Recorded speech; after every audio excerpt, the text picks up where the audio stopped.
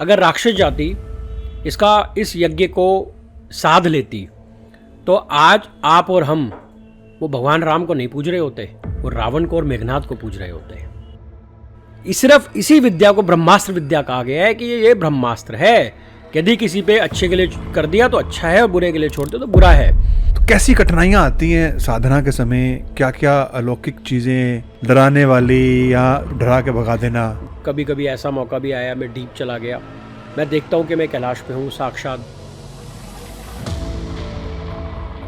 माँ बगलामुखी और भगवान सूर्य, ये दो एक ऐसी ऊर्जा हैं जिनसे पौराणिक काल में ऋषि मुनि और संत महात्मा इन विद्याओं का इस्तेमाल करके सोना बनाया करते थे। एक तो मेरा जो जन्म हुआ वो आप यकीन नहीं करेंगे, एक तो मेरे माथे पे चिन्ह था। अच्छा। और मेरी बचने की उम्मीद नहीं थी। जब मेरी बाल्य आयु से मैं आगे बढ़ता चला गया तो पहला आभास मुझे मेरी 13 वर्ष की आयु में हुआ। मेरे भी बच्चे हैं और उन बच्चों में मेरी बिटिया बड़ी है और उसको अभी से मैं देखता हूँ कि उन दिव्य शक्तियों का आभास होता है। प्रथम आप चंद्र स्वामी जी से दीक्षित हुए। अगर आप थोड़ा सा स्पष्टीकरण करना चाहें जो हमारे दर्शकों को समझ में आएगा कि वाम मार्ग क्या है? का ये मार्ग है और इस विद्या का प्रयोग सबसे ज्यादा। बट सुनते ही मेरे देखो ये एकदम रोंगटे खड़े हो जाते हैं। नमस्कार, आचार्य श्री जी चैनल में आपका स्वागत है। आप अपना इतना प्यार दे रहे हैं हर पेज पर हमारे सोशल मीडिया के, आपका तहे दिल से धन्यवाद। आज ये वीडियो बनाने के पीछे मकसद ये है कि जो हम आचार्य श्री जी से इतना कुछ सीख रहे हैं, एक नज़र उनके जीवन पर भी, वो कैसे शनि आर्य से आचार्य श्री जी बने, तो इस वीडियो के पीछे ये मकसद है। और मैं आचार्य श्री जी का बहुत बहुत अभिनंदन करता हूँ। वैसे तो आप देख ही रहे हैं कि सब आपसे इतना प्यार करते हैं। कुछ चीज़ें ऐसी थी जो हमारे पेजेस पे मैसेज के माध्यम से लोग जानना चाहते थे कि गुरु जी की जीवनी, गुरु जी का जीवन कैसे शुरू हुआ, फर्श से अर्श तक आपके पहुंचने की जो जर्नी रही है वो हम सब जानना चाहते हैं। कि आप अकेले थे और तंत्र का आपने शिक्षा ली और उसके बाद आज आपके सैकड़ों शिष्य हैं जो आपसे दीक्षित होकर दुनिया में अलग अलग लोगों का उद्धार कर रहे हैं आपके आशीर्वाद से। तो इसकी जर्नी की शुरुआत जानना चाहते थे कि शनि आर्य इस शरीर का नाम था और अब गुरुमुख से आप श्री जी के नाम से जाने जाते हैं। तो मैं जानना चाहता हूँ कि किस परिवार में जन्म हुआ, किस आयु से आपको ये समझ में आया कि आपके अंदर कुछ दिव्य शक्तियाँ हैं और कैसे जर्नी शुरू हुई? जी, इसमें मनीष जी जो आपने प्रश्न किया है उसको मैं बहुत विस्तार से आज आपको भी और हमारे सब दर्शकों को भी बताना चाहूँगा कि शनि आर्य से और श्री जी तक के जो मेरा सफ़र रहा, ये कैसे कैसे शनि एक श्री जी बना। मेरा जन्म एक बहुत ही धनिक परिवार में हुआ और मेरे दादा, परदादा, मेरे पिताजी, ये सब लोग व्यापारी थे रंग के। रंग जो कलर बनाते हैं, कलर्स बनते हैं, कलर बनाते हैं। इसके साथ साथ ये विद्या हमारे ब्लड में है। अच्छा। हाँ, हमारे पीढ़ियों से चलती आ रही है। पीढ़ियों से चलती आ रही है। ठीक है। और पीढ़ी का जो पहला बच्चा होता है उसको ये ऑटोमेटिकली जनरेट हो जाती है। वो कोई भी हो सकता है, स्त्री या पुरुष? जी, वो स्त्री भी हो सकती है, पुरुष भी हो सकती है। जैसे मेरे से पहले मेरे पिताजी बड़े थे परिवार के, उनके अंदर ये सब विद्याएं थी। उससे पहले उनके ताऊजी थे, वो भी एक बहुत माने हुए तंत्र के साधक थे, उनके अंदर भी बहुत विद्याएं थी। और इसी प्रकार हमारे घर में जो हमारे कुल देवता हैं, वो उनका आशीर्वाद मेरी जो दादी माँ हैं उनके ऊपर रहा। अच्छा। इसी प्रकार से अब मेरे भी बच्चे हैं और उन बच्चों में मेरी बिटिया बड़ी है और उसको अभी से मैं देखता हूँ कि उन दिव्य शक्तियों का आभास होता है। अरे। इसी प्रकार एक तो मेरा जो जन्म हुआ वो आप यकीन नहीं करेंगे, मेरा जन्म जब हुआ, मैं 8 मास का मेरा जन्म हुआ, जिसको हम लोग अठमासा बोलते हैं। अठमासा। और मेरा कुल जो वजन था वो 900 ग्राम था। अच्छा। और मेरी बचने की उम्मीद नहीं थी। तो अमूमन 9 महीनों में शिशु का जन्म होता है और 1 किलो 300-400 ऐसे। हाँ, मतलब जितना भी रहता है। हाँ। लेकिन मैं मात्र 900 ग्राम का था, बचने की मेरी उम्मीद नहीं थी। ये जगदम्बा की कृपा थी कि मैं आज आपके समक्ष बैठा हूँ। और बचपन से ही मेरे अंदर जो मेरा परिवार को देखते हुए मेरे अंदर जो रुझान था वो भक्ति भाव, और क्योंकि मैं अपने पिताजी को अपने परिवार में, मेरे पूरे परिवार में एक माहौल ऐसा था जो कि पूजा पाठ वाला इस तरह का माहौल था, उसमें मैं ढलता चला गया। और जब मैं पैदा हुआ तो एक तो मेरे माथे पे चिन्ह था, चिन्ह, तिलक का निशान, तिलक का निशान, तिलक का निशान था। दूसरा, अमूमन लोगों के बाल होते हैं बच्चों के, मेरे हल्की सी चोटी थी। अच्छा, मतलब शिखा जो शिखा थी यहाँ पे, जब मेरा जन्म, जटाएं, जटाएं जो, अच्छा, नहीं जटाएं अलग होती हैं, ये शिखा थी, शिखा थी प्रॉपर। हाँ, प्रॉपर शिखा थी, बाल नहीं थे, शिखा थी। फिर जब मेरी बाल्य आयु से मैं आगे बढ़ता चला गया तो पहला आभास मुझे मेरी 13 वर्ष की आयु में हुआ। अच्छा, मतलब और वो ऐसे हुआ कि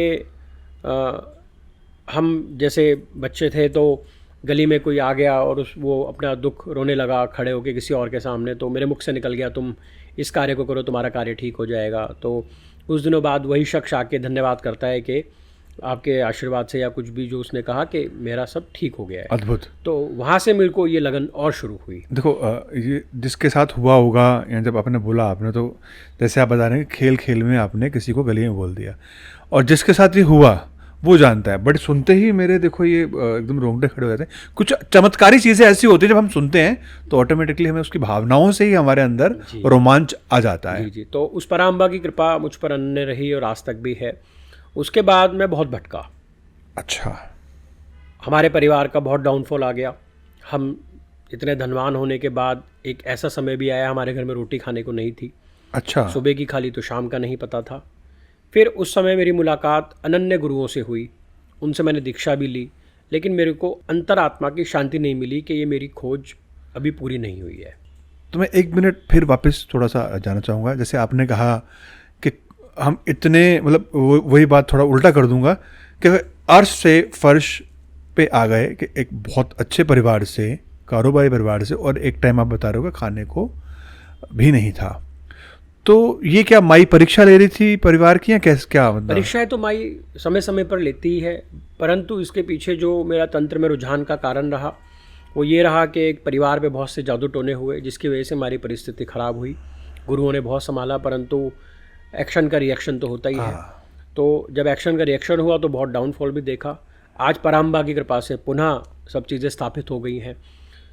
तो जब मेरी बाल्य आयु थी और जब मेरी खोज जारी थी, मेरे को आत्मा की शांति नहीं मिल रही थी। फिर मेरी मुलाकात हुई उस दौरान चंद्रा स्वामी जी से। अच्छा, आपने चंद्रा स्वामी जी से भी दीक्षा ली है? चंद्रा स्वामी जी का दौर था उस समय, मेरी उनसे बहुत बाल्य आयु में उनसे मेरी मुलाकात हुई। उन्होंने मुझे दीक्षा दी। वो मेरे प्रथम गुरु रहे जिनसे मेरे को तंत्र की दीक्षा मिली। प्रथम गुरु मतलब और भी गुरु रहे हैं आपके? मेरे टोटल 7 गुरु रहे हैं। 7 गुरु? मैंने तो सुना एक ही गुरु होता है। नहीं, क्यों? आपका बच्चा स्कूल जाता है, क्या उसको सारे सब्जेक्ट एक ही टीचर पढ़ाता है? कोई मैथ्स पढ़ाता है, कोई साइंस पढ़ाता है। तो अपने जीवन काल में आप कितने भी गुरु धारण कर सकते हैं। तो ज्ञान की बात है, ज्ञान जहाँ से भी जिससे भी मिले उसमें ना तो आयु मायने रखती है, ना ही कोई किसी का ये मायने रखता है कि वो किस परंपरा से है क्या है। बस ज्ञान की बात है, ज्ञान जहाँ से मिले उसको ले लेना चाहिए। तो मेरे जीवन में जो प्रथम गुरु रहे, मैं प्रथम दीक्षित में चंद्रा स्वामी जी से हुआ। उन्होंने अनन्य कृपा रही, जैसे वो शिक्षा दीक्षा देते गए मैं आगे बढ़ता चला गया, और उनकी कृपा से ही और सब गुरुजनों की कृपा से ही आज शनि से श्री जी बनने का ये सफ़र यहाँ तक जारी रहा। और इसके बीच में जब मेरा वक्त ख़राब था, मैंने क्या नहीं किया। मैंने ड्राइवर की जॉब भी करी है, मैंने अन्य कंपनियों में जॉब्स भी करी हैं, और परंतु मेरे को शांति नहीं मिलती थी। फिर एक दिन मैंने स्वामी जी से कहा, चंद्रा स्वामी जी से, कि गुरुदेव क्या मेरा जीवन इसीलिए बना है कि ऐसे ही भटकता रहूं? कहाँ धनिक परिवार से हम लोग यहाँ आ गए हैं और मिट्टी में मिल गए हैं। और आप यकीन मानिएगा मनीष जी, जिनको मेरे दादाजी ने, मेरे पिताजी ने जिनको बनाया था, बनाने का मतलब सहयोग किया था एक समय में, वो लोग भी मुंह फेर गए क्योंकि समय ने मुंह फेरा हुआ था। तो स्वामी जी ने एक बात कही और वो बात मेरे दिल पे आज भी छाप की तरह है। और अपने दर्शकों को भी ये बताना चाहूँगा कि यदि आप जीवन से निराश हैं और आपको लेकर लोग यदि गलत कोई भी टिप्पणी करते हैं तो आप शांत बने रहें। और जो एक शेर मेरे गुरुदेव ने, चंद्रा स्वामी जी ने मुझसे कहा था, वो शेर मैं आप सबके साथ आज यहाँ पे साझा करने चाहूँगा। मेरे बारे में यूं ही कोई अपनी राय मत रखना, मेरे बारे में यूं ही कोई अपनी राय मत रखना, मेरा वक्त बदलेगा सबकी राय बदलेगी। वाह, बहुत सुंदर। तो जैसे ही मेरा वक्त बदला, सब पराम्बा की कृपा से, गुरुओं की कृपा से आज आपके सामने श्री जी बैठा है। और ये उस पराम्बा की ही कृपा है, गुरुओं की ही कृपा है कि ये पताका पूरे देश और विदेशों में भी फैल रहा है, सनातन का प्रचार हो रहा है और लोग दुखी हैं, लोग वो आते हैं, बात करते हैं और उनको उनकी समस्या का समाधान माँ जगदम्बा की कृपा से हो जाता है। मैं एक चीज़ और जानना चाहता हूँ कि आपको देखकर लगता है अभी भी आपके शरीर की आयु ज़्यादा नहीं है और एकदम मॉडर्न तरीके से आप रहते हैं। वो साधु को सुनते ही वो एक जटाएं और बड़ी बड़ी मालाएं और लंबी सी दाढ़ी और एकदम गेरुआ रंग में या काले रंग में या जो भी हमारे पंथ के रंग में हम रंगे होते हैं, आप तो एकदम मॉडर्न तरीके से एकदम स्मार्ट हैं। देखिए, साधु बनना बहुत आसान है। उठाएं कमंडल, डालिए माला। आजकल तो लोग जटाएं भी नकली लगाने लग गए हैं अपने आप को अघोरी दिखाने के वो लिए। देखा है मैंने, वो बालों में क्लिप अघोरी करके। नहीं है, मैं उनको अघोरी नहीं मानता। अघोरी की तो जटा ही कुछ अलग होती है और वो जन्मजात होती है। ये तो आज के टाइम जो चल रहा है नकली लगा ली, सब आडंबर है। ये सब चीज़ों पे अघोरी से एक आपको अघोर विद्या भी प्राप्त है, आपने अघोर विद्या भी की है। तो अघोरी से जटाएं वाले ही होंगे या अमूमन हमारे बीच में, आपके बीच में, जैसे मैंने सुना नागा साधु भी एक अलग अलग स्टेप्स हैं। एक स्टेप ऐसा है जो बहुत प्राइमरी है, 2 साल 3 साल का हमने एक नागा साधु का एक वो दीक्षा ली और हम आम जीवन में कपड़े पहनकर भी, पीताम्बर और नीलांबर ऐसे 2 होते हैं शायद ना, कि वो एक तो बिना वस्त्र वाले नागा साधु हो गए और एक वस्त्र वाले जो आम जीवन में भी घूमते हैं, उसी तरीके से अपना पूजा पाठ करते हैं। ऐसे अघोरी भी 2 होते हैं। देखिए, चाहे अघोर हो, वाम मार्ग हो, दक्षिण मार्ग हो, वैष्णव मार्ग हो, ये पूजा की पद्धति हैं अलग अलग। पूजा करने का अलग अलग मार्ग है। कोई किसी को अघोर से शांति मिलती है, किसी को वैदिक से शांति मिलती है, किसी को वाम मार्ग से मिलती है। तो इसमें ज़्यादा अंदर डीप तक जाने की ज़रूरत नहीं है। हाँ, लेकिन अघोर है, वाम मार्ग है। हर मार्ग का एक अपना स्वभाव है। वो गुरु आज्ञा से, गुरु मार्गदर्शन में ही अगर यदि आप उस पंथ पे चलें, चाहे वो किसी भी मार्ग में हो, गुरु का होना आवश्यक है। और गुरु भी नहीं, सदगुरु का होना बहुत आवश्यक है। नहीं तो आज के समय में तो मैं देखता हूँ फ़ोन पे दीक्षा हो रही हैं, लोग फ़ोन पे दीक्षा दे रहे हैं। इसको दीक्षा थोड़ी कहते हैं। ये हमारी सनातन की परंपरा थोड़ी है कि फ़ोन पे दीक्षा हो जाती है। ये सब आडंबर है। तो आडंबर में ना जाके मैं मतलब कंक्लूजन अपने दर्शकों के लिए ये करना चाह रहा हूँ कि अघोर मार्ग भी ऐसा है कि आप गृहस्थ जीवन में भी विद्या प्राप्त कर सकते हैं। हाँ, क्यों नहीं कर सकते। मैं जो है खुद गृहस्थ हूँ और मेरे अभी जो गुरु महाराज हैं अघोरी, वो असम में है, कामरूप पर्वत पे। मैंने उनसे दीक्षा ली है अघोर पंथ की। आपने श्री विद्या की भी दीक्षा ली है। हमारी जो ये गद्दी पिछले 7 पीढ़ियों से चलती आ रही है, ये श्री विद्या की ही गद्दी है। इस गद्दी को वरदान है कि यदि कोई भी इंसान सच्चे मन से, और मैं अपने दर्शकों को बताना चाहूँगा, यहाँ पे किसी तरह का कोई भी चढ़ावा नहीं लिया जाता है। ना दीक्षा के नाम पे मैं या मेरी कोई भी टीम 1 रुपया कभी लिया है, ना कभी जीवन में लूँगा। तो मैंने जब भी, चाहे वो मैंने चंद्रा स्वामी जी से दीक्षा ली हो या अनन्य जो भी मेरे गुरु रहे हों, मैंने कभी जीवन काल में 1 रुपया ना उन्होंने मुझसे मांगा, ना मैंने कभी दिया। जो मेरी श्रद्धा भाव थी, चाहे मेरे पास 1 रुपया था, और ऐसा समय था कि मैंने अपने गुरुओं से दीक्षा लेने के 1 रुपया भी दिया है और उन्होंने सर माथे से वो 1 लाख करोड़ समझ के लगाया और मुझे सच के मार्ग पे चलाया। और इसी प्रकार जो भी आज मुझसे दीक्षा या शिक्षा लेना चाहता है, मेरी कोई डिमांड नहीं है, ना मेरे पास कोई ऐसी फीस है कि आप इतना दें उतना दें, नहीं। जो भी लोग जुड़ते हैं वो निष्काम भाव से जुड़ते हैं और निष्काम भाव से ही मैं उनको दीक्षा देता हूँ। इसीलिए वो कल्याण का रास्ता भी है। जहाँ लालच आ जाएगा वहाँ कभी कल्याण नहीं हो सकता। वो खेल कुछ समय तो चल जाएगा आडंबर का, लेकिन वो आपको शांति नहीं देगा। कहीं ना कहीं वो आपकी एक सीमा पूरी हो जाएगी धन कमाने की और बस फिर उसके बाद आप सब छोड़ देंगे। लेकिन आपके आडंबर के चक्कर में कितने लोगों की ज़िंदगी बर्बाद हो जाएगी, ये शायद आपको नहीं पता। तो मैं जो आजकल साधु महात्मा बने फिर रहे हैं, उनको भी मैं आग्रह करूंगा कि इस तरह का आप कार्य ना करें, जिससे कि किसी के जीवन को आप गलत दिशा दिखाकर उसको गलत रास्ते पर ले जाने का आप काम करें। श्री जी, एक और प्रश्न है मन में। जैसे आपने अभी बताया कि प्रथम आप चंद्रा स्वामी जी से दीक्षित हुए। चंद्रा स्वामी जी एक तंत्र में, मैं आपको बताना चाहता हूँ, बहुत बड़ा नाम है, बहुत बड़ा नाम, बहुत चमत्कारी शक्तियाँ थी उनके पास। और आपका मतलब मैं मानता हूँ कि मैं बहुत सौभाग्यवान हूँ कि उनके शिष्य के साथ बैठा हूँ। जो गुरु ऐसे हैं तो निश्चय शिष्य में भी बहुत सारी चीज़ें आई होंगी। तो उसके बाद में जो हमने सुना आप वाम मार्ग में आ गए, तो वाम मार्ग की यात्रा कैसे शुरू हुई? बहुत अच्छा प्रश्न है आपका।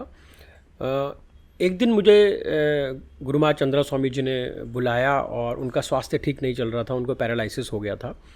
तो उन्होंने जब बुलाया मुझे तो ये कहा, मैंने कहा गुरु महाराज मेरे लिए आगे क्या साधन और किस साधना की आज्ञा है मुझे। तो उन्होंने कहा बेटा देख, मेरा पता नहीं मैं कब चला जाऊँगा, शरीर से मैं स्वस्थ नहीं हूँ अब, और तेरा मेरा जो नाता था गुरु और शिष्य का, वो इस जन्म का था, पूर्व जन्म का नहीं था। और तुझे मैं इस जन्म में जो मुझे देना था मैं तुझे दे चुका।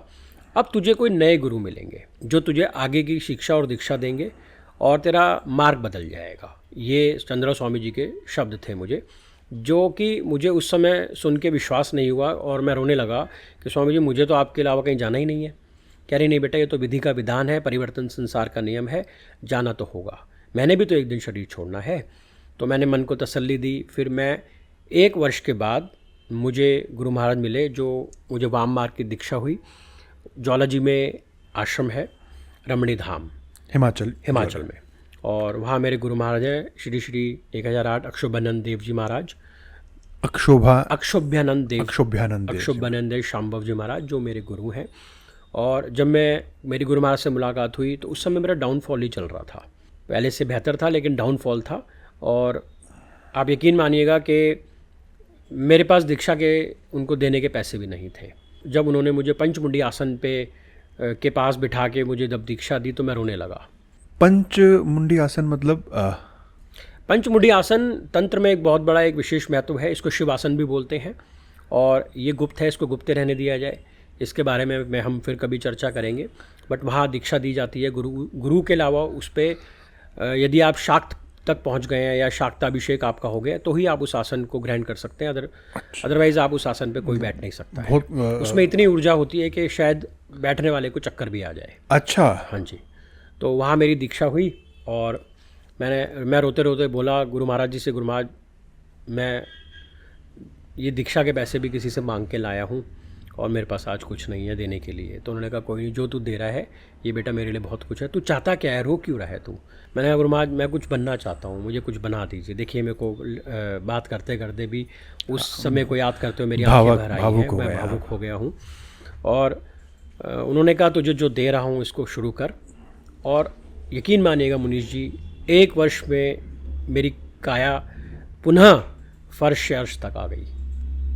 और चंद्रा स्वामी जी के बाद मैं अपने गुरु महाराज, वो आज भी हैं गुरु महाराज, और उनकी अनन्य कृपा से ही मैं आज जो भी हूँ।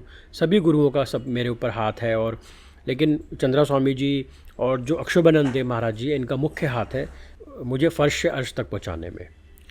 तो जैसे आपने बताया कि आप ज्वाला जी वाले आश्रम में आपने गुरु महाराज से वाम मार्ग की दीक्षा ली और शिक्षा प्राप्त की। अगर आप थोड़ा सा स्पष्टीकरण करना चाहें जो हमारे दर्शकों को भी समझ में आएगा कि वाम मार्ग क्या है। वाम मार्ग एक तंत्र का मार्ग है जिसमें 10 महाविद्याओं का ये मार्ग है, और इसमें वामाचार भी बोलते हैं। और वाम मार्ग जो है, स्वामी रामकृष्ण परमहंस भी उसी मार्ग से साधक थे। और ये एक पूजा की पद्धति है। वाम मार्ग में सारा तंत्र का पाठ होता है और तंत्र ही इसमें मेन होता है। इसमें बहुत सारी चीज़ें ऐसी हैं जो शायद मैं अभी वीडियो पे या इन सब चीज़ों पे मैं नहीं बता सकता, उसके लिए मैं क्षमा चाहूँगा, क्योंकि ये गुप्त मार्ग है। और गुप्त मार्ग जब माँ का गर्भ इसको कह दिया तो फिर उसको नहीं खोलना चाहिए। लेकिन ये एक अपने आप में विशिष्ट मार्ग है और तलवार की धार है। यदि आपने दीक्षा ले ली और नहीं किया तो आप कट जाएंगे। ये पंचमकार भी वाम मार्ग का ही? हाँ, वाम मार्ग का है हिस्सा। वाम मार्ग में भी पंचमकार होता है और दक्षिण मार्ग में भी पंचमकार होता है। पंचमकार में 5 म होते हैं: मांस, मदिरा, मत्स्य, मुद्रा। मत्स्य बोलते हैं मछली को। अच्छा, मछली, ठीक है। मछली को मत्स्य, मुद्रा और मैथुन। ये पंचमकार। मांस, मदिरा, मत्स्य, मुद्रा, मैथुन। ये 5 वो जो भी मुद्राएं होती हैं तंत्र पाठ में, तंत्र में जो भी मुद्राएं होती हैं। मांस का क्या प्रयोग है इसमें? बलि दी जाती है, जिसको पंच बलि भी बोला जाता है, शिवा बलि भी बोला जाता है। अलग अलग तरह की बलियां दी जाती हैं, लेकिन वो गुप्त हैं बातें, उनको गुप्त रहने दिया जाए। और सोशल मीडिया पे जो लोग इतना खुल के बता देते हैं, मेरा मानना है नहीं बताना चाहिए, क्योंकि यदि तंत्र को बताया ही गुप्त मार्ग है तो आप उसको इतना उजागर क्यों कर रहे हो? और उजागर भी करो तो गुरु और शिष्य के बीच में वो बात रहनी चाहिए। तो मैं कभी भी इस तरह की कोई भी गुप्त बात सोशल मीडिया पे उजागर नहीं करूँगा। किसी को सीखना है, जानना है, वो पर्सनली आके मुझसे बात करे तो मैं बताऊंगा कि किस तरीके से इस मार्ग की विशेषताएं हैं। आपने लगभग, जो मैंने सुना है, काफ़ी समय वहाँ लगाकर आपने शिक्षाएं, अलग अलग चीज़ें प्राप्त की ज्वाला जी में। तो कैसी कठिनाइयाँ आती हैं साधना के समय? क्या क्या अलौकिक चीज़ें, डराने वाली या ढाढ़स बांधने वाले कि नहीं तू कर, या डरा के भगा देना? जब मुझे गुरु महाराज जी ने साधना दी कि बेटा ये साधना है और इसका इतने लाख जाप करना है, तो लाख? लाख कितने लाख के लाख? लाख मुझे 40 लाख जाप बोला महाराज जी ने कि 40 लाख इस मंत्र का जाप करना सालों है। लग गए होंगे? नहीं, मात्र 40 दिन। और ये गुरु कृपा थी कि 40 दिन में 40 लाख जाप पूरा हो सका। ये भी उनकी ही कृपा से हुआ, मेरी कोई औकात या हस्ती नहीं थी। और आप यकीन मानिएगा कि 40 दिन की जो ये साधना गुरु महाराज के आशीर्वाद से हुई, मैं चाह रहा था कि अखंड ज्योत जले और जलती रहे ज्योत, जलती रहे, 40 दिन तक अखंड ज्योत जले। परंतु मेरी आर्थिक व्यवस्था नहीं थी कि इतना घी मैं लाऊंगा कहाँ से। और आप उस पराम्बा की, गुरु महाराज जी की कृपा देखिए, लोग घर आ के कई कई किलो घी, जब उनको पता लगा कि भैया साधना में है और 40 दिन बात नहीं होगी, मैं मौन साधना में था। मौन साधना, 40 दिन की मौन साधना में था। और उनको जब पता लगा भैया साधना में, तो वो घी इतना आ गया कि वो बाद में बच ही गया। तो ये पराम्बा की कृपा थी। परीक्षा तो ली कि ये कैसे होगा, लेकिन करा भी दिया। तो मतलब माई स्वयं आई। 40 दिन मौन साधना। मौन का मतलब तो ये होगा ना, आपने अपने आप को किसी एक कमरे में बंद कर लिया होगा। जी जी, ऐसा ही था, कोई डिस्टर्ब ना करे, ऐसा ही था। तो जब आपने ये 40 दिन की मौन साधना करी और 40 लाख मंत्रों का उच्चारण, मतलब पूरा पूरा दिन, मुझे लगता है बैठना, 1 घंटा बैठना मुश्किल हो जाता है। आपने कैसे, थोड़ा सा कुछ क्या क्या एक्सपीरियंस हुए, कैसे आप बैठे रहे इतनी देर, या खड़े होके की, या कैसे की? देखिए, जब भगवती ने कुछ कराना है ना, तो वो करा देती है। आप यदि हठी बालक हैं और माई को पता है ये हठी बालक है, ये उठेगा नहीं या कुछ, तो शक्ति भी स्वयं देती है, क्योंकि शक्ति की तो उपासना आप कर रहे हैं, तो शक्ति वो स्वयं देती है। उसके बाद एक्सपीरियंस की जहाँ तक बात है, अनन्य एक्सपीरियंस हुए, अनन्य एक्सपीरियंस। और साधना में कभी कभी ऐसा मौका भी आया, मैं डीप चला गया, और डीप जाने के बाद मुझे साक्षात भोलेनाथ के, माँ जगदम्बा के दर्शन हुए। एक एक्सपीरियंस मैं शेयर करना चाहता हूँ आपके साथ भी, दर्शकों के साथ, जो मैंने कभी किसी के साथ नहीं किया, सिर्फ मेरे गुरु जानते हैं। एक दिन साधना में मैं इतना डीप चला गया, डीप जाने के बाद मैं हमारे आश्रम में, हमारे जो मेरे दादा गुरु महाराज हैं, चूड़ी वाले बाबा जी के नाम से वो फेमस हैं, मैं वहाँ था ध्यान में, और उनके उस मूर्ति से एक दिव्य प्रकाश निकलता है, उसमें से वो स्वयं बाहर आते हैं और मेरा हाथ पकड़ के कहते हैं चल। मेरा जाप चल रहा है, मुझे नहीं पता मैं कहाँ हूँ, और क्षण भर में ही मैं कैलाश होता हूँ। मेरे माता पिता संसार से जा चुके थे उस साधना के, जब मैं वो साधना में मुझे मिली, मैं देखता हूँ कि मैं कैलाश पे हूँ, साक्षात भोलेनाथ बैठे हैं, मेरे पितृ जितने भी जा चुके हैं वो एक तरफ खड़े हैं और ऋषि मुनि एक तरफ खड़े हैं।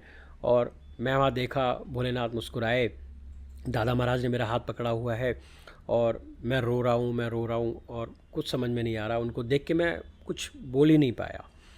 तो वहाँ से बाबा ने मुझे कहा कि जा, तेरी माँ ने तेरे लिए खीर बनाई है।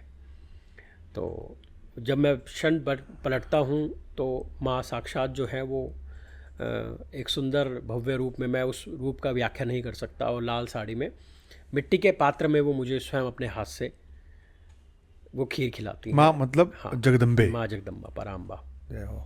और वो उसका स्वाद साधना के दौरान मेरे मुख में था। और ये कब हुआ, कैसे हुआ, मैं आज भी इस चीज़ को नहीं समझ पाता हूँ। और जब मेरी साधना का ध्यान टूटा, तो मेरे इतना रो चुका था कि मेरा चोला गीला हो चुका था। जब मतलब आप कैलाश से वापस आए? जब मैं कैलाश से वापस आया, जब वो ध्यान का वो मुद्रा टूटी, तो वो खीर का जो स्वाद था वो मेरे मुख में था, और इतना रोया मैं कि मेरा चोला पूरा भीग गया था। उसके बाद मुझे भूख लगी। मैंने बाहर स्लेट पे मैं लिख के बात करता था, तो मैंने बाहर बोला कि मुझे जो है चाय पीनी है, चाय बना दीजिए। तो अब यकीन मानिएगा, दूध हमारा कहीं से आता था, पास से ही कहीं से। उस दिन दूध नहीं आया होगा, क्योंकि मैं साधना में था, मुझे पता नहीं। तो मेरे छोटे भाई ने फ़ोन करके बोला कि दूध भिजवा दीजिए। तो अब यकीन मानिएगा, जब वो डोल आया दूध का, तो उसमें दूध नहीं थी, उसमें खीर था। दूध के बर्तन में चाय के लिए मंगाया गया, तो उसमें दूध नहीं आया, मंगाया दूध ही गया था, आई खीर। भेजने वाले ने दूध ही भेजा था? नहीं, ये नहीं पता मुझे, लेकिन परंतु मैंने जब वो डोल खोला तो उसमें खीर ही थी, और ये देख के मेरी भूख प्यास फिर वहीं मिट गई और मैंने पुनः रोना शुरू कर दिया और मैंने कहा, माँ तुमने मुझे उस अवस्था से क्यों निकाला। तो इस प्रकार के बहुत से एक्सपीरियंस और भी हुए। मैं सारे एक्सपीरियंस नहीं शेयर करता हूँ कभी भी, तो आपने कहा तो इस वजह से, क्योंकि ये एक्सपीरियंस सिर्फ या तो मेरे गुरु को पता है या मुझे पता है, अनन्य मैंने आज तक कभी किसी के साथ शेयर नहीं किया। मैं दर्शकों को ये भी बताना चाहूँगा जो इस समय ये सुन रहे हैं, जब आप साधना में होते हो, जो गुरुओं से हमने भी सीखा है, आपको अलग अलग एक्सपीरियंस होते हैं, आप डीप में चले जाते हो। ये बात सत्य है, किसी को एक्सपीरियंस नहीं बताए जाते, गुरुजी ने बताए हैं, क्योंकि अब ये इस श्रेणी में आ चुके हैं कि अपनी चीज़ें बता भी सकते हैं। तो मैं इसी के साथ, आप कैलाश पे थे, आपने देखा भोलेनाथ हैं, यहाँ पितृ हैं, तो मतलब क्या फीलिंग, प्रसन्नता या डर लगा पहले? नहीं, कोई डर, कोई भय नहीं था, क्षण मात्र भी भय नहीं था, क्योंकि गुरु ने बाँह पकड़ी हुई थी ना। गुरु ने बाँह पकड़ी हुई तो डर कैसा। और आप जब अपने पिता, जब आपके गुरु ही पिता से मिलवा रहे हैं, जो पूरे जगत के पिता हैं, जो देवों के देव महादेव हैं, उन्हीं की शरण में आपको उनको सीधा उठा के, देखिए गुरु क्या है, गुरु आपको मार्ग तो दिखाता ही है, लेकिन जो रास्ता तय करना है वो रास्ता इस प्रकार से आपको मंजिल तक पहुंचा देता है कि शायद वही मेरी मंजिल थी कि मुझे माँ के दर्शन करने थे। और आज भी मैं उस बात को जब याद करता हूँ तो मैं कुछ क्षण तो ये सोच नहीं पाता हूँ कि वो क्या हुआ और कैसे हुआ। इस प्रकार के बहुत से एक्सपीरियंस मेरे साथ हुए, और एक्सपीरियंस कभी कभी शेयर भी करने चाहिए। इससे क्या होता है, जो साधना पथ के जो बच्चे होते हैं या जो नए नए साधक बनते हैं, उनको मोटिवेशन मिलता है कि हमें भी माँ के दर्शन होंगे, हमें भी कोई ऐसा एक्सपीरियंस होगा, तो ये मोटिवेशन का कारण बनता है। तो कभी अपने एक्सपीरियंस शेयर भी करने चाहिए, बट बहुत ज़्यादा नहीं। यदि कोई भी बहुत ज़्यादा अपने एक्सपीरियंस शेयर करता है तो वो एक्सपीरियंस होने बंद हो जाते हैं, क्योंकि ये तो प्रेम का भाव है, आपके और माँ के बीच का भाव है, उस शक्ति और आपके बीच की क्या बोलूँ मैं, कि प्यार का एक वो ऊर्जा है जो जिसको सिर्फ आप या तो उसको एक्सपीरियंस कर सकते हैं या वो शक्ति आपको करवा रही है बस। और अन्यथा आपका, अब देखिए स्कूल में कितने बच्चे पढ़ते हैं, सभी के तो 100% नहीं आते ना, किसी के 33 आए, कोई फेल भी होते हैं, कुछ भी होते हैं।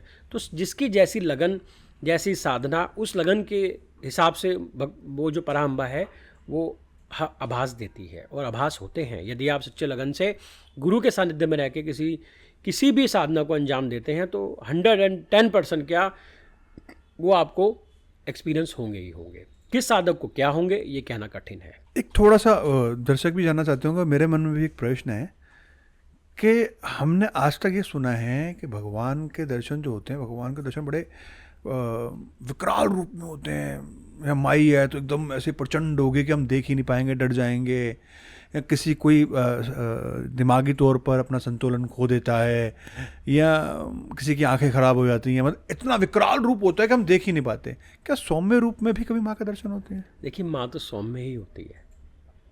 माँ ने जो विकराल रूप लिया वो तो रक्त बीज, चंड मुंड, राक्षसों का वध करने के लिए लिया। माँ का तो वैसे ही सौम्य रूप है। ये डर तो वो लोग फैलाते हैं जिन्होंने ना तो साधना की है, ना साधना पथ पे आगे बढ़े हैं, क्योंकि जब जो आपके पास है आप वही तो बांटोगे।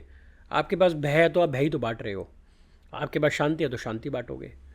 तो ऐसा कुछ नहीं होता है, माँ सौम्य रूप में ही दर्शन देती है। एक और प्रश्न था, हमने सुना है कि आपने माँ बगलामुखी की साधना भी की है ज्वाला जी में रह के, तो एक बार मेरे मन में प्रश्न है और दर्शक भी ये समझना चाहेंगे कि बगलामुखी माँ 10 महाविद्याओं में से एक है, एक्चुअल क्या है वो माँ? देखिए, माँ बगलामुखी जो है ये 10 महाविद्याओं में से अष्टम देवी है, 8वीं देवी। अष्टम देवी है, 8वीं देवी बगलामुखी है। और शुरू की 5 देवी कालीकुल में आती हैं, लास्ट की 5 देवी श्रीकुल में आती हैं। तो ये श्री विद्या की देवी हैं। और इनका जो महत्व है, जो इनका एक जहाँ पे माई का प्रादुर्भाव हुआ है वो स्थान है नलखेड़ा। नलखेड़ा, हाँ, MP में, झांसी के पास, मध्य प्रदेश में। ठीक है। और भगवान विष्णु से इनका प्रादुर्भाव हुआ है। भगवान विष्णु से इनका, ठीक है। हाँ, ठीक है। और इसमें माँ का जो सबसे ज़्यादा प्रयोग करते हैं वो करते हैं शत्रुओं के लिए। इस विद्या का प्रयोग सबसे ज़्यादा शत्रुओं के लिए होता है। शत्रुनाशनी। हाँ, लेकिन ये राजयोग भी देती है। अच्छा। और पौराणिक काल में माँ बगलामुखी और भगवान सूर्य, ये दो एक ऐसी ऊर्जा हैं जिनसे पौराणिक काल में ऋषि मुनि और संत महात्मा इन विद्याओं का इस्तेमाल करके सोना बनाया करते थे। जो सोना चेन जो आप लोग धारण करते हैं सोना, ये सोना बनाया जाता था इन चीज़ों से, इनके मंत्रों से। अच्छा, ये फैक्ट है, ये किसी को नहीं पता, लेकिन ये गुप्त बात है। अरे और ये सच भी है, क्योंकि देखिए माँ बगलामुखी को पीताम्बरा भी कहा गया है हाँ बिल्कुल सही कहा है ना, पीताम्बरा भी कहा गया है। तो और स्वर्ण जैसा वर्ण है माई का, बगला की सवारी करती हैं। यदि ब्रह्मांड में बगलामुखी ना हो, क्योंकि माई की जो शक्ति है वो स्तंभन शक्ति है, किसी भी चीज़ को रोक देना। आपने यदि माई का स्वरूप देखा हो तो माई के एक हाथ में मुग्दर है और बाएं हाथ से माई ने जिवा पकड़ी हुई है, शत्रु की, एक राक्षस की।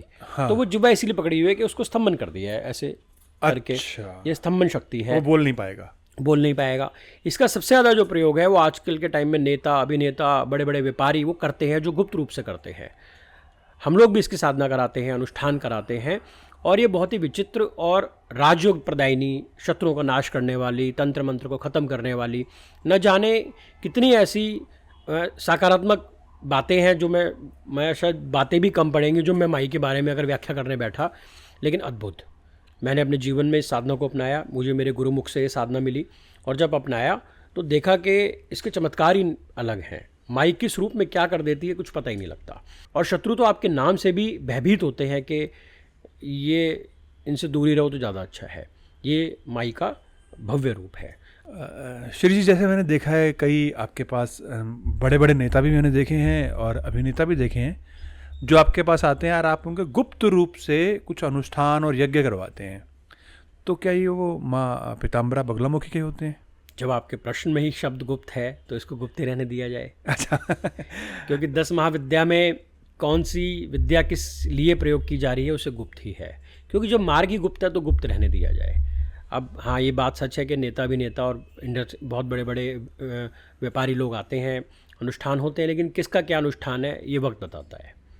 ये उनकी ऊर्जाओं से पता लगता है कि इनको किस अनुष्ठान की ज़रूरत है।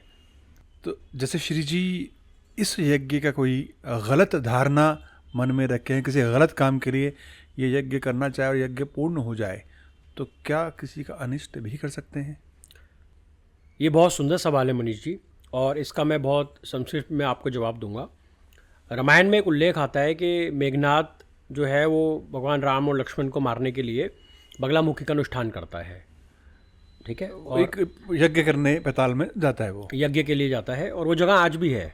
अच्छा, वनखंडी हिमाचल में एक जगह है जहाँ पे वो इसी जगह से विख्यात है कि मेघनाद ने वहाँ पे बगलामुखी यज्ञ करने के लिए बैठा था, परंतु वानर सेना ने और लक्ष्मण जी ने जाके उसको ध्वस्त कर दिया था। हाँ, यज्ञ बाबा, अब आप इस बात को समझे, जो आपका प्रश्न है उसी में उत्तर छुपा है कि रावण तो कितना बड़ा प्रकांड पंडित था, वेदों का ज्ञाता था, और नाना करते कैसे कैसी विद्याओं का मालिक था वो। अगर राक्षस जाति इस यज्ञ को साध लेती तो आज आप और हम वो भगवान राम को नहीं पूज रहे होते, वो रावण को और मेघनाद को पूज रहे होते। सत्य।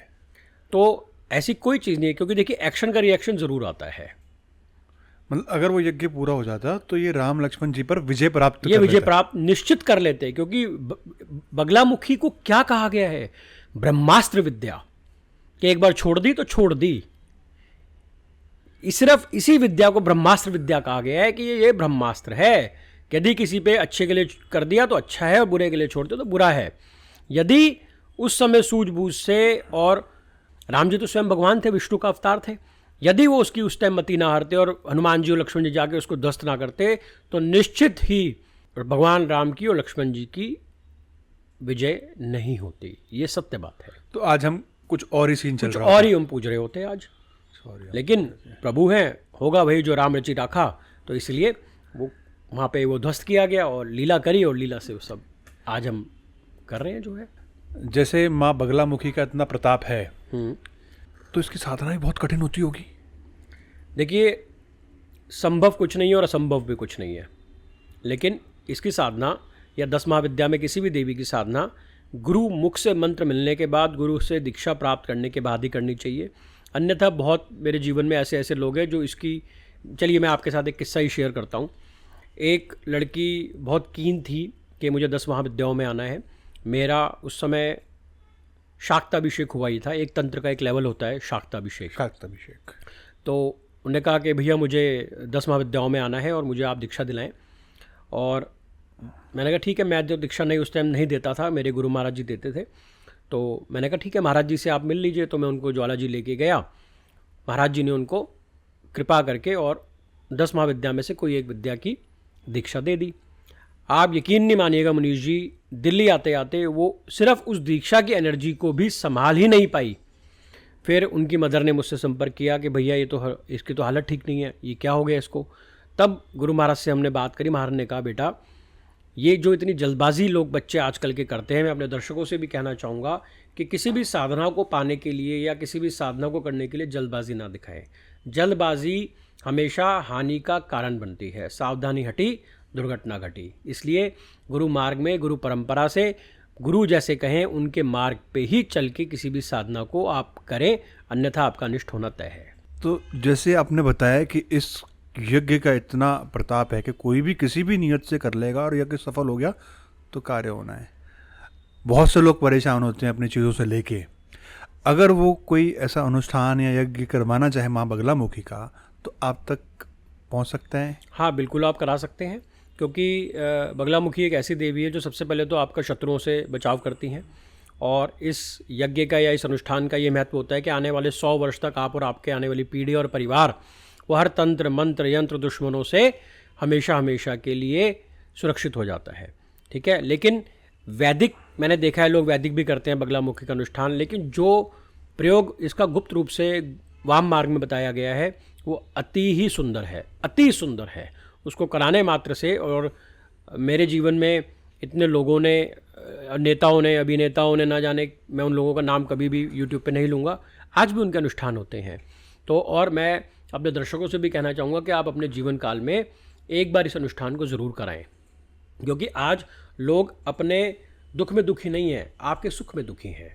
न जाने कैसी कैसी नज़र लग जाती है, हाय लग जाती है, रातों रात कारोबार ठप हो जाते हैं।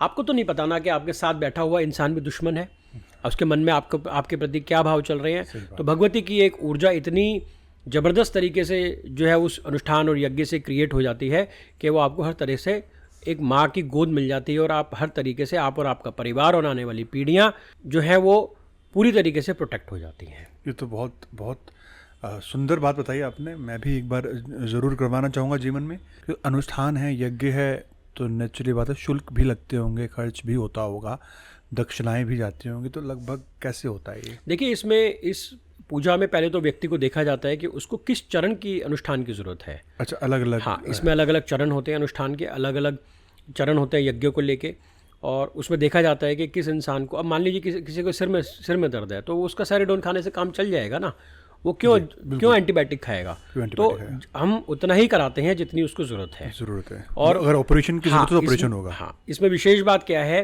किसी भी चरण की यदि आप साधना को अंजाम देते हैं, अनुष्ठान को अंजाम देते हैं, तो उसका फल सेम है। ऐसा नहीं है कि बगलामुखी का 36 अक्षर का ही मंत्र करेंगे तो वही फल देगा, और बीच में जो और मंत्र है 1 अक्षर का, 4 अक्षर का, 16, 24, 36, वो फल नहीं देंगे। वो अलग अलग चरण के हिसाब से देखा जाता है, उसी के अकॉर्डिंगली वो दक्षिणा होती है। वो गुप्त है, वो जो लोग कभी भी कराना चाहें आके मिल सकते हैं, उनको बता दिया जाएगा। और निश्चित फल मिलना ही मिलना है, 100%, 100% मिलना बहुत अच्छी बात है। अगर आप देखिए, इसका जो मेन फल है वो ये है कि आप आने वाले 100 वर्ष तक हर तरह के तंत्र मंत्र यंत्र, देखिए आज क्या है, लोग वैसे तो आपका कुछ नहीं बिगाड़ सकते, बुरा करने जाओ 5 रुपए में हो जाता है, अच्छा करने जाओ करोड़ों में भी नहीं होता। सत्य। ठीक है, तो मैं इसलिए जो भी मेरा जितना भी मेरा परिवार है, देश में विदेशों में जो बच्चे मेरे से जुड़े हुए हैं या जो परिवार जुड़े हुए हैं, वो अधिकतर लोगों के घर में बगलामुखी अनुष्ठान हुआ हुआ है, और वो आज इतने प्रसन्न हैं। उनका कारोबार, व्यापार, हेल्थ, सब चीज़ों से वो इतना प्रसन्न रहते हैं, और उनकी प्रसन्नता देख के मैं प्रसन्न रहता हूँ। बहुत ही उत्तम, बहुत ही उत्तम, बहुत सुंदर बात की है। मैं तो करवाऊँगा ही, अगर आप भी चाहें तो नंबर है ये, आप संपर्क करके जैसा भी आपका होगा, मेरे को लगता है ज़रूर होगा। हाँ, और इस अनुष्ठान के लिए आप अपने घर की सुबह की पहली मिट्टी ज़रूर लेके आएँ। कोई भी कराना चाहता है तो पहली मिट्टी, हाँ, ताकि हमें ये पता लगे कि आपको किस चरण के अनुष्ठान की ज़रूरत है। विजय के लिए हम माँ बगलामुखी का अनुष्ठान करके यज्ञ करते हैं, जो भी आप विधि, गुप्त विधि से आप करवाते हैं वो करते हैं। और मैंने देखा है आपके पास लोग आते हैं, चमत्कार होता है तभी आते हैं, चीज़ें होती हैं तभी आते हैं। विजय के लिए मुझे याद है आपने किसी एक व्यक्ति को आदित्य हृदय स्रोत का पाठ करने के लिए कहा था, और कुछ नए मतलब आज तक हमने वो तरीका कहीं देखा नहीं, सुना नहीं, कुछ अलग तरीके से आपने पाठ करने के लिए कहा था और वो निश्चित रूप से वो पाठ फला भी था। देखिए, आदित्य हृदय स्तोत्र ये लोगों को पता ही नहीं है कि ये कीलित है। ये निष्कीलित गायत्री मंत्र से होता है और गायत्री मंत्र अपने आप में कीलित है। वो भी, उसकी भी निष्कीलन की एक क्रिया है जो हमने अपने गुरु मार्ग में, गुरु शरण में रह के सीखी है। तो इस पे हम जो भी बच्चे आदित्य हृदय स्तोत्र की साधना, क्योंकि आदित्य हृदय स्तोत्र की साधना अद्भुत है। एक तो क्या है, पंचतत्व की जो भी साधना होती है, जल है, अग्नि है, वायु है, ये लाइव एनर्जी, आप इसको फील कर सकते हैं। ये लाइव एनर्जीज हैं, लाइव एनर्जीज है ये। जैसे भगवान सूर्य हैं, आप दिखेंगे भगवान को शायद आप ना देखें, पर सूर्य भगवान तो दिखेंगे ही दिखेंगे। तो और ये आदित्य हृदय स्तोत्र क्या है, आदित्य हृदय स्तोत्र का मतलब है भगवान सूर्य का दिल। अच्छा, आदित्य का हृदय। आदित्य का हृदय। अगस्त्य ऋषि जो थे, उन्होंने भगवान राम को ये साधना कराई थी, लेकिन कहीं भी शास्त्रों में इसका निष्कीलन का वर्णन नहीं है। जो पुराने ऋषि मुनि हैं, जो मेरे आज गुरु महाराज हैं, जो परंपरा चलती आ रही है, उन्होंने अपने गुरुओं से सीखा, वही आज उनकी कृपा से हमें प्राप्त है। और हम ये साधना बच्चों को कराते हैं और गिने दिनों में उनके जीवन में ऐसा परिवर्तन देखते हैं कि वो कहते हैं कि गुरुजी ये क्या हुआ, हमें खुद समझ में नहीं आया। क्योंकि एक तो लाइव एनर्जी आप साक्षात देख सकते हैं, दर्शन कर सकते हैं। और भगवान सूर्य की जो साधना है वो कर्ण, महाभारत में कर्ण सबका नाम सुना है, सूर्यपुत्र कर्ण। अश्वत्थामा, द्रोणाचार्य जी, अगस्त्य मुनि और भगवान राम, इन्होंने जो जिस तरीके से किया वही प्रयोग आज हमको पता है। हम उसी प्रयोग से वो साधना कराते हैं, क्योंकि जब तक गायत्री मंत्र निष्कीलन नहीं होगा तब तक आदित्य हृदय स्तोत्र फल नहीं देगा। हाँ, उसमें शायद एक मंत्र है गायत्री कीलित, जब हम पढ़ते हैं उसमें लास्ट में गायत्री कीलित। नहीं, वो गायत्री कीलित है कि गायत्री से कीलित है, ये है ना, वो आता है उसमें लिखा हुआ। जी जी जी। और फिर एक कुछ क्रिया है और फिर गायत्री मंत्र है। हाँ, नहीं, देखिए इसकी विधि क्या है। शुरू में आप संकल्प लेंगे, फिर विनियोग करेंगे, फिर इसके अंदर जो न्यास की वो है पूरी प्रक्रिया, पूरा न्यास करेंगे आप। उसके बाद गायत्री मंत्र का पाठ होता है। इसमें नित्य 3 पाठ करने का विधान है। एक पाठ पे 3 बार गायत्री मंत्र का जाप होता है। 3 बार। हाँ, लेकिन गायत्री मंत्र को निष्कीलन करेंगे। निष्कीलन करने की एक विधि है, उस विधि के बाद आप उसको पाठ करेंगे तो ये फल आपको अवश्य देगा। क्या ये विधि सिर्फ गुरुमुख से शिष्य को दी जाती है या हम अपने दर्शकों को भी? या नहीं, ये एज अ दीक्षा दी जाती है। कोई आदित्य हृदय स्तोत्र की, या मुझे भाव होता है कि किसको क्या देना है, तो गुरु आज्ञा से माँ जगदम्बा जो भी जिस तरीके से निर्देश करती हैं, उनकी कृपा अनुसार उनको वो प्राप्त हो जाती है। ऐसा, हालांकि इस विद्या को कोई भी कर सकता है, इस साधना को कोई भी कर सकता है। अगर कोई साधक करना चाहता है, मैं अपने दर्शकों को भी कहना चाहूँगा, तो आपका स्वागत है, आप आएँ। मैं उसकी विधि, क्योंकि ये गुप्त है, इसकी विधि हम यूट्यूब पे या कहीं पे नहीं डाल सकते हैं, नहीं डाल सकते। गुप्त रूप से ही बताई जाएगी, आप गुप्त रूप से ही उसको करेंगे। गुप्त रूप से करें। ये सबके लिए एक होती है या अलग अलग गोत्र और नाम या उसके हिसाब से भी कुछ चीज़ें होती हैं? इस साधना की विधि एक ही है, लेकिन संकल्प आप अपने मन से लेंगे। संकल्प अपने संकल्प सबका अपना अपना, विधि एक ही है। उसमें ऐसा नहीं है कि आपके लिए विधि अलग है या किसी और के लिए या मेरे लिए अलग है। विधि एक ही बताई गई है। और जो विधि आज हमारे पास है वो मुझे तो नहीं लगता कि किसी और के पास होगी, क्योंकि जो परंपरा से हमने गुरुओं के चरणों में रह के सीखा है वही आज हम बांट रहे हैं। साथ क्या लेके जाएंगे? साथ क्या लेके जाएंगे, बहुत सुंदर। मैं दर्शकों को भी कहना चाहूँगा कि आदित्य हृदय स्रोत तो एक ऐसा है कि हम सबको ही गुरुजी पढ़ना चाहिए, सबके लिए अच्छा होता है। गुरु मार्ग से पढ़ना चाहिए, गुरु मार्ग से जो तरीका ये तो किताबों में तो लिखा ही है। हाँ। गीता प्रेस गोरखपुर की 3 रुपए की किताब आती है, आप उठा लीजिए, पढ़ लीजिए, करते रहिए सालों साल, कुछ नहीं होना। मैं ऐसा नहीं कहूँगा कि एक्शन का रिएक्शन नहीं आएगा, बट वो फलित नहीं होगा जो फल मिलना चाहिए, जो गुरु आज्ञा से मिलना चाहिए। मैंने थोड़ी छोटी चीज़ें और आपके बारे में जानी हैं, पता है। आप कुछ प्रसाद देते हैं, जैसे संतान का प्रसाद, कैंसर का प्रसाद और शुगर का प्रसाद, ऐसे 2-3 तरीके के प्रसाद देते हैं। और मैंने ये भी सुना है कि देश विदेश में लगभग 8,000 के आसपास संतानें उस प्रसाद से हुई हैं।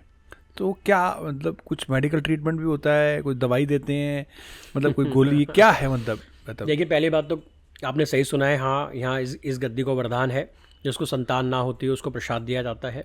कैंसर का प्रसाद दिया जाता है। कैंसर का प्रसाद मेरे जो पूर्वज थे वो देते थे, और लाखों लोग उससे आज तक ठीक हो चुके हैं। और किसी तरह का कोई मेडिकल ट्रीटमेंट नहीं है संतान प्राप्ति के लिए। उसके अंदर केवल प्रसाद दिया जाता है और प्रसाद ही है, उसमें कोई ऐसी कोई दवाई वाली कोई चीज़ नहीं है। और जो भी लोग उसको ग्रहण करते हैं वो खुद अचंभित रह जाते हैं कि ये इससे भी क्या संतान के वो खुल सकते हैं। मैं इनफैक्ट आप सबको भी बताना चाहूँगा कि जिसको भी संतान नहीं होती, हो के मर जाती हैं, या किसी भी कारण से आपकी रिपोर्ट्स आदि सब नॉर्मल हैं लेकिन आपको संतान प्राप्ति में विघ्न उत्पन्न हो रहा है, तो एक बार आप अवश्य आके प्रसाद ग्रहण कर सकते हैं। और बहुत जल्दी इसकी प्रक्रिया की जा रही है, कोई कैंप लगा के, और ज़्यादा से ज़्यादा इस लोगों को, क्योंकि समय के अभाव के कारण मैं इतने लोगों से नहीं मिल पाता हूँ, लेकिन जब हम कहीं कोई पब्लिक के लिए एक अलग से इसका कैंप लगाएंगे तो ज़्यादा से ज़्यादा लोगों को इसका लाभ पहुँचेगा। तो बहुत महंगा प्रसाद? फ्री है, फ्री, एकदम फ्री, 100% फ्री है। आप अपनी श्रद्धा से कुछ देना चाहें तो सर माथे पर, नहीं देना चाहें तो हमारी कोई डिमांड नहीं है। अच्छा, बिल्कुल बिल्कुल कैंसर बिल्कुल और निःशुल्क, 100% निःशुल्क। तो बहुत बहुत अच्छी बात है। आप भी आकर, नंबर हम डाल देंगे यहाँ का स्थान का, आप नंबर पर संपर्क करके आएँ, और जिसको भी अगर आपको लगे ऐसा कुछ है, कैंसर के प्रसाद लेना हो या संतान का, तो कीजिए, बिल्कुल फ्री है। कहाँ होता है फ्री? अल्ट्रासाउंड भी कराने के पैसे लगते हैं तो फ्री है बिल्कुल निःशुल्क है जी, कोई पैसा नहीं है। तो ये तो बहुत अच्छी बात लगी। और हाँ, बहुत इसमें एक चीज़ का ध्यान रखें, जिसको भी संतान में विलंब है या कोई अड़चन आ रही है, वो पति और पत्नी दोनों प्रसाद ग्रहण करने आए। यदि आप दोनों में से एक नहीं आएगा तो मैं प्रसाद नहीं दूंगा, नहीं देंगे, इसका खास तौर पे विशेष ध्यान रखा जाए। अच्छा, आपका यहाँ पर एक वो भी सीन है, कोई पहली बार आए तो मिट्टी लेकर आए अपनी? नहीं, प्रसाद में संतान में कुछ नहीं है। अच्छा। क्योंकि दंपति को देखते ही मुझे पता लग जाता है कि इनको संतान में कहाँ विलंब है, कहाँ और यहाँ पे वही लोग आते हैं जो थके आ रहे होते हैं। एक थोड़ा सा हटके प्रश्न है, मैं चाहता हूँ वो भी पता लग जाए। अल्ट्रासाउंड से मेरे माइंड में आ गया कि कुछ लिंग को लेकर भी, जैसे किसी कन्याएं हो रही हैं तो पुत्र होने का प्रसाद, या पुत्र हो रहे हैं तो कन्या होने का प्रसाद, ऐसा भी? देखिए, स्त्री और पुरुष में पहली बात तो कोई भेदभाव नहीं है। अच्छा, ठीक है। और हम ना ऐसा कहते हैं कि आपको स्त्री होगी या पुरुष होगी, आप जिस भावना से प्रसाद लेंगे। देखिए क्या होता है, वंश बढ़ाने के लिए बेटा भी तो ज़रूरी है। हाँ, मान लीजिए किसी को 5 कन्या है, किसी को 7 कन्या है, वो बेचारा इसी टेंशन में घूम रहा है कि मैं अपना वंश कैसे बढ़ाऊंगा। तो हम सिर्फ माई से प्रार्थना करते हैं, माँ इसको आपने अभी आपके ही रूप की कन्याएं इसको प्राप्त हैं, अब शिव रूप भी तो दो। तो वो प्रार्थना मात्र से ही भगवती सुन लेती है और कन्याओं के बाद पुत्र का जन्म हो जाता है। प्रसाद में ना तो हमारे तरफ से ऐसा कोई वो है प्रचार कि हम पुत्र होने की दवाई देते हैं या स्त्री होने के, ऐसा कुछ नहीं है। और ना ही ऐसा आप कोई भी मन में प्रश्न लेके आएँ, ना ही मुझसे प्रश्न करें कि गुरुजी हमें स्त्री होनी चाहिए या पुरुष। आपके यदि बार बार अगर कन्याएं हो रही हैं तो कन्या के बाद आपको पुत्र होगा, ऐसा इस गद्दी को वरदान है, आशीर्वाद से ही। कोई मेडिकल ट्रीटमेंट नहीं है, ना पुत्र होने की मैं किसी तरह की कोई भी प्रसाद देता हूँ। बहुत बहुत अच्छा लगा, बहुत जानकारी मिली। ये जानकारी लास्ट वाली बहुत ज़रूरी थी आप सबके लिए। मैं ये नहीं कह रहा आपको ज़रूरत है, जिसको भी ज़रूरत हो उसको ज़रूर बताएं। नंबर स्क्रीन पे आ ही जाएगा, वो नंबर दें, और निःशुल्क है, आके प्रसाद ले सकते हैं। और बहुत अच्छा लगा गुरुजी, आपने टाइम दिया, इतनी सारी बातें हुई, बहुत सारी बातें हैं पर समय का अभाव है, मुझे पता है आप बहुत सारे लोग इंतज़ार कर रहे हैं, तो दोबारा आपके साथ ज़रूर लेंगे। बहुत बहुत धन्यवाद। शुभ ओम।